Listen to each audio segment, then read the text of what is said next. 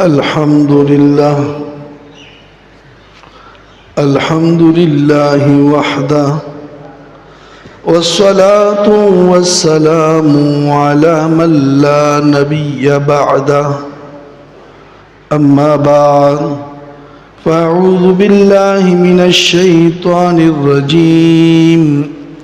بسم الله الرحمن الرحيم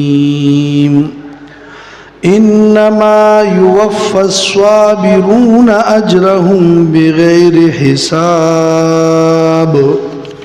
صدق الله العظيم. قابل صد احترام مومنان و مسلمانان دی دنیا ته چې الله تبارک وتعالى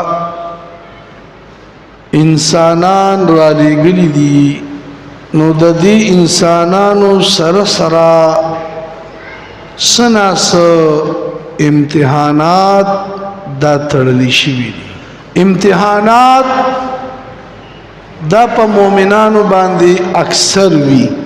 او دغه امتحانات په وجه باندې الله تبارک وتعالى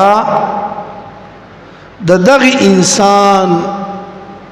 درجات بلندي. مومنانو مسلمانانو څومره امتحانات چې په مونږ راځي دا ځان لا د الله د طرفه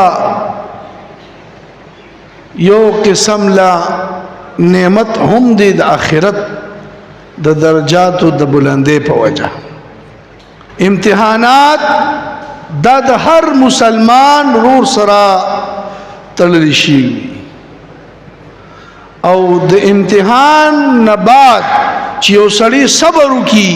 چې پاغي الله تبارک وتعالى کم انعامات کم مرتبه او کم اعلی درجات مقرر کړی دي هغه د انسان د سوچ او د سمج نه هم بار. رسول الله مبارک فرمایي وی الله فرمایي چې زما په بندگانو کې پچا باندې مصیبت راشي داغه بدن یا په مال یا په اولاد داسې مصیبت راشي بدنی بیماری ورته ولګي تب پیراشي ټوخي پیراشي نور داسې بیماری پیراشي یا مالی نقصان و تورسی مصیبت و تورسی تاوانی وشي یا د اولاد مصیبت پر راغی خدا نخواستا د یو سړي بچي هغه وفات شو یا داسې نور څه مصائب پر راغله نو رسول الله مبارک فرمایي وی الله فرمایي چې کله دا بنده په دغه دوران کې صبر وکړي مالی تکلیف تراغي یا د اولادو یا بدنی تکلیف تراغي او د صبر وکړو نو په ورځ د قیامت په زده د استقبال کو او وی مال حیا راځي. الله فرمایي چې زه د دې سړی عملنامه ګورم وی د دې سړی عملنامه کتل باندې مال حیا راځي زب بلا حساب کتاب دی جنت تبوزم. دغرنگی ابن عباس رضی اللہ تعالی عنہ در رسول اللہ مبارک نے روایت کی کم سڑی چی دا فرائض خداوندے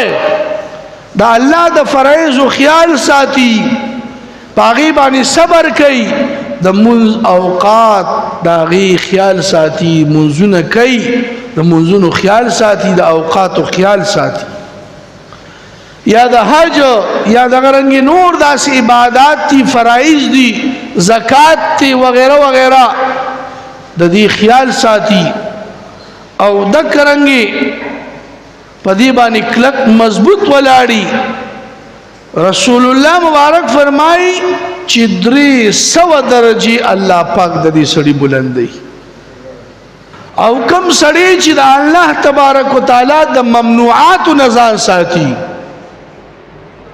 چې الله تبارک وتعالى د کوم شیزونو نه منع فرمایلی دا د جوارینا د سودخورینا د نشینا دغرنګ د غیبتنا د چغلینا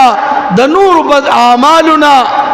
دی ځان ساتي د ممنوعات الهیون ځان ساتي کوم سيزونه الله منع کړی دا داغي نه ځان ساتي او پاغي صبر کوي وی الله تبارک وتعالى د شپږ سو درجه ورکي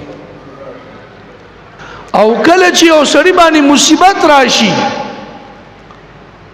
خدا نه خواسته پلار مړ شو مور مړ شو بچي مړ شو یا دا نور څه مسله رااله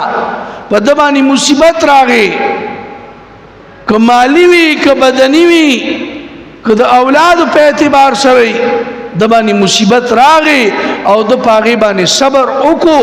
رسول الله مبارک فرمایي چې د دې سړي باندې 900 درجات بلندي